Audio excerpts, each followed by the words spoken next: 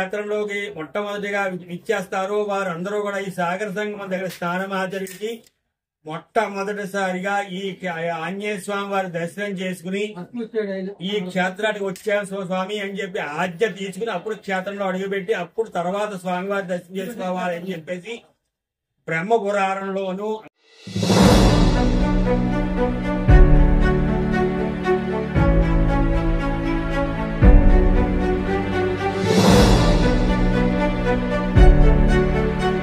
Hi friends, అందరికీ నమస్కారం అండి. పిఎస్పి బ్రదర్స్ యూట్యూబ్ ఛానల్కు స్వాగతం. అంతర్వేది శ్రీ లక్ష్మీ నరసింహ స్వామివారి దేవస్థానం సముద్ర స్నానం ఆచరించుకొని తిరిగి వచ్చే మార్గంలో శ్రీ ఆంజనేయ స్వామివారి దేవస్థానం ఉందండి. ఈ స్వామివారి ఎలా వెలిసారు అనేది పూర్తి విషయాలు అయినటువంటి ప్రధాన అర్చకులు మాటల్లో పూర్తిగా తెలుసుకుందాం. వీడియో నచ్చితే లైక్ చేయండి, షేర్ చేయండి, కామెంట్ చేయండి, సబ్స్క్రైబ్ చేసుకోండి. Thank you.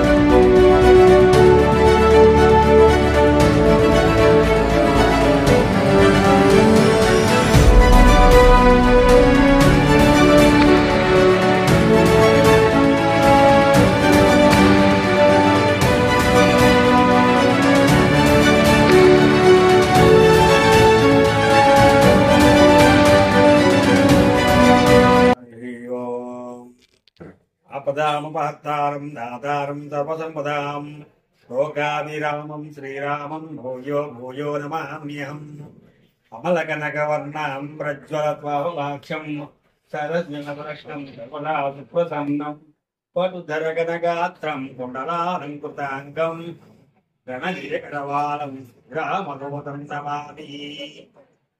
ఇది అంతర్వేది క్షేత్రము. ఈ క్షేత్రానికి సంరక్షకుడైన స్వామి ఆంజనేయ స్వామి. ఈ స్వామి ఆవిర్భావానికి ముందర నవగ్రహాల్లో ఒకటైనటువంటి కేతుగ్రహాన్ని అంతర్వేది జన్మస్థలం. ఆ నవగ్రహాల్లో ఒకటి కేతుగ్రహం అంతర్వేదిలోనే పుట్టి అంతర్వేదిలో పెరిగి పెద్దవాడే ఈ క్షేత్రాన్ని పరిపాలించేటువంటి మహారాజు. అతను ఈ క్షేత్రంలో ఉండేటువంటి మహనీయులకి, మహానుభావులకి, ఋషులకి, దేవతలకి అందరూ కూడా ఈ క్షేత్రంలో ఉండి వారు సాగర సంగమం దగ్గర స్నానం ఆచరించి సంధ్యావందనములు, జపములు, అనుష్ఠానములు చేస్తూ ఉండేవారు. ఇక్కడ అటువంటి వారందరికీ కూడా ఎటువంటి ఇబ్బందులు, ఎటువంటి బాధలు లేకుండా అందరూ సుభిక్షంగా సుఖంగా ఉండాలి అని చెప్పేసి వశిష్ఠుడి గురువుగా చేసి సాగర సంగమం దగ్గర ఎన్నో యజ్ఞాలు, యాగాలు చేస్తూ ఉండేవారు. ఎన్ని యజ్ఞాలు, ఎన్ని యాగాలు చేసినా సరే ఈ యొక్క క్షేత్రం ఏదో ఇబ్బందులు పెట్టడం, తర్వాత ఇబ్బందులు పడడం, అలాగే ప్రకృతి నుంచి వచ్చే వైపరీత్యాలతో ఇబ్బందులు పడుతూ ఉంటే అలా కాదు. ఈ క్షేత్రానికి సంరక్షకుడైనటువంటి వాడు ఎవరైనా ఉండాలి. అటువంటి సంరక్షకుడైనటువంటి ఆంజనేయ స్వామి అయితే ఆల్రెడీ అప్పటికే ఆంజనేయ స్వామి ఉపాసన పొందు కేతుగ్రహం.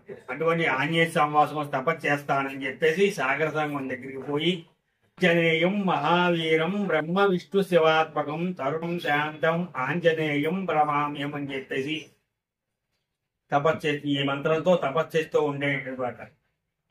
ఎన్నో సంవత్సరాల పాటు, ఎన్నో ఏళ్ల తర్వాత పాటు ఈ మంత్రంతో తపస్సు చేస్తూ ఉండగా కొంతకాలానికి స్వామివారి ప్రత్యక్షమైన ఏమిటి అని యొక్క ప్రయోజన కాలం అని చెప్పేసి, ఏమీ లేదు స్వామి, ఈ క్షేత్రంలో పుట్టి పెరిగాను, నేను కేతుగ్రహం అంటారు, నవగ్రహాల్లో చిన్నవాడిని, కాకరవాణి, ఈ క్షేత్రాన్ని పరిపాలిస్తూ ఉన్నాను. నేను ఈ క్షేత్రంలో ఉండే మహానీయులకి, మహానుభావులు అందరూ కూడా సుభిక్షంగా ఉండాలి, సంతోషంగా ఉండాలి.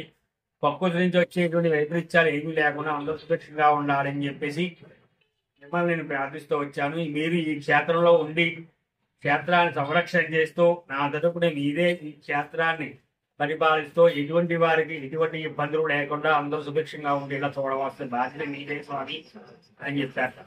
అలాగే చూస్తాను, అలాగే చేస్తాను, మీకు ఎటువంటి ఇబ్బందులు లేకుండా అందరూ సుభిక్షంగా ఉండేలా చూస్తామని చెప్పేసి చెప్పగానే మళ్ళా కేతు అన్నట్టు, స్వామి మీరు ఇక్కడ నేను నా సోటి సోదరైనటువంటి నవగ్రహాలు కూడా ప్రతినిత్యం కూడా అర్చనా పూజా కార్యక్రమాలు చేసుకునేలా శిలారూపంలో కావాలి.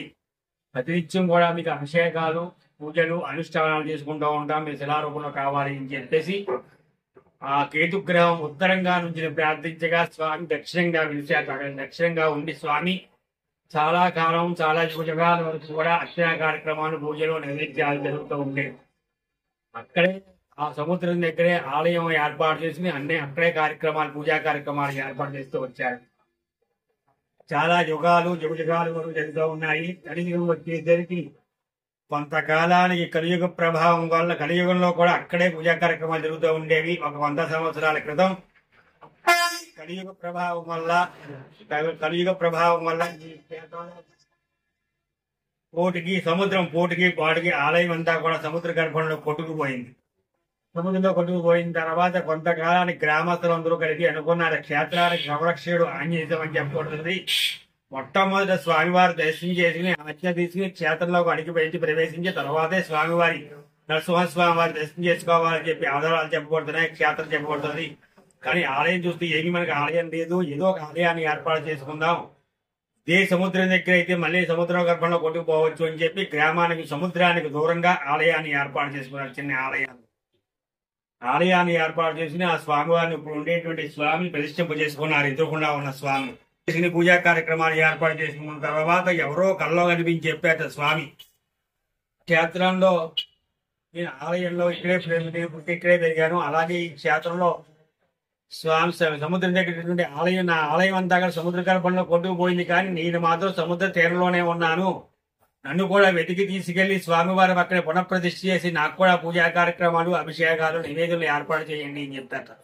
అప్పుడు ఈ కళలో కనిపించిన అతను గ్రామస్తులందరూ పోగేసి ఈ గ్రామస్తులు విషయం చెప్పి గ్రామస్తులు ఈ కళలో కనిపించిన అతను కూడా సముద్రం అంతా కూడా వెతక్క స్వామివారి విగ్రహం ఇంట్లో కూడా చిన్న విగ్రహం చూసారా, ఆ విగ్రహం కనిపించింది. ఆ కనిపించిన విగ్రహాన్ని తీసుకొచ్చి పునఃప్రతిష్ఠ చేసి అప్పటి నుంచి కూడా పూజా కార్యక్రమాలు అభిషేకాలు నిత్య నైవేద్యాలు ఏర్పాటు చేశారు. కానీ ఇక్కడ విశేషంగా ఏమిటంటే ఈ క్షేత్ర సంరక్షకుడైన ఆంజనేయ స్వామి వారికి ప్రతినిత్యం కూడా అభిషేకం చెప్పుకుంటబడింది. క్షేత్ర బాలుడు అయినటువంటి నీలకంఠేశ్వర స్వామి వారికి ప్రతినిత్యం అభిషేకం చెప్పబడుతుంది. ఈ క్షేత్రంలో స్వయం వ్యక్తంగా ఉన్నటువంటి లక్ష్మీనరసింహ స్వామి వారికి ప్రతినిత్యం కూడా మూలవరాడి అభిషేకం చెప్పబడుతుంది. కానీ ఇక్కడ ఈ ఆంజనేయ స్వామి వారికి మాత్రము ప్రతినిత్యం కూడా మూలవరాడి అభిషేకం ఉంది. కానీ భక్తులకు మాత్రము ఒక శనివారము మంగళవారం మాత్రమే అవకాశం ఉంటుంది చేయించుకోవడానికి. మిగిలిన రోజుల్లో కూడా సుభిక్షంగా ఈ గ్రామం అంతా సుభిక్షంగా ఉండాలి. రాజా రాష్ట్ర గ్రామ యజమాన ఆచార్య అర్చక పాతిక పరిచారకులు అందరూ కూడా సుభిక్షంగా ఉండాలి, సుఖంగా ఉండాలి అని చెప్పేటువంటి సంకల్పంతోనే స్వామి ప్రతినిత్యం కూడా అభిషేకం జరుగుతుంది. ప్రతి మంగళవారము శనివారం మాత్రము భక్తులందరికీ కూడా కూర్చోబెట్టి స్వామివారికి అభిషేకం చేయడం జరుగుతూనే ఉంటుంది పూర్వం నుంచి కూడా.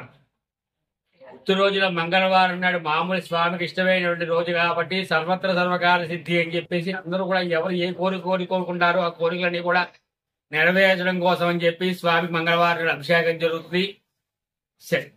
శనివారం నాడు అయితే నవగ్రహానికి అధిపతి అయినటువంటి ఆంజనేయ స్వామి వారు కాబట్టి ఆ విధంగా నవగ్రహాలన్నీ కూడా దోష నివారణ కోసము, అలాగే కేతుగ్రహము పూజించినటువంటి విగ్రహము కేతుగ్రహము ప్రార్థిస్తే వెలిసినటువంటి స్వామివారి కాబట్టి, అలాగే కేతు ఎక్కడైతే ఉన్నాడో రాహు కూడా ఆ పక్కనే ఉంటాడని చెప్పేసి మనకి శాస్త్రాలు చెప్పబడుతున్నాయి. కాబట్టి రాహు కేతు దోష నివారణ అని చెప్పేసి కాలసర్ప దోష నివారణ, కుజగ్రహ దోష నివారణ, శనీశ్వర గ్రహ దోష నివారణ, మొత్తం ఆదిత్యాది నవగ్రహ దోష నివారణ కోసం అని చెప్పేసి శనివారం నాడు అన్య సూక్తము 11 సార్లు పఠిస్తూ స్వామివారికి శనివారం నాడు విశేషమైనటువంటి అభిషేకం జరపబడుతుంది.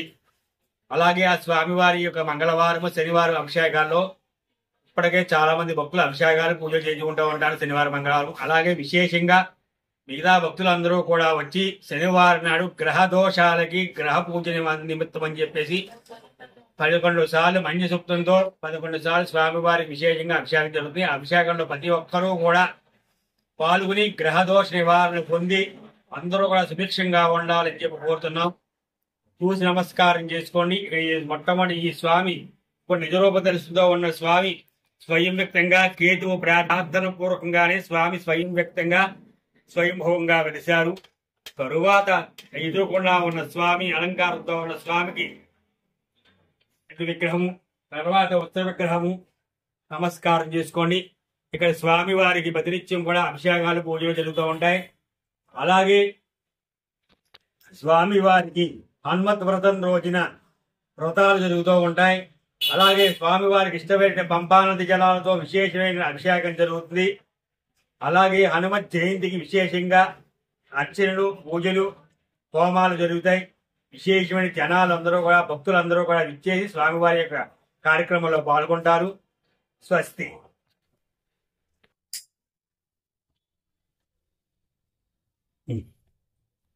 ఓం సంప్రాజించ విరాజించ శ్రీర్యాచినో గృహే శ్రీరాధశ్యాముఖే తయా మాసకం దుర్యామసి సంతశ్రీరస్తు సమస్త సన్మంగళాని భవంతు నిత్య శ్రీరస్తు నిత్యమంగళాని భవంతు.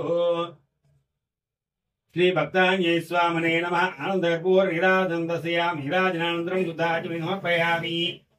ఇది స్వయం వ్యక్తంగా స్వయంభవంగా కేతుగ్రహం ప్రార్థిస్తే అనగా స్వయం వ్యక్తంగా స్వయంగా వెలిసిన స్వామి భక్తాంజనేయ స్వామి వారు ప్రతిష్ఠింపజేసినటువంటి విగ్రహము భక్తాంజనేయ స్వామి వత్స విగ్రహము. ఇవన్నీ సాలగ్రామాలు. నమస్కారం చేసుకోండి స్వామి.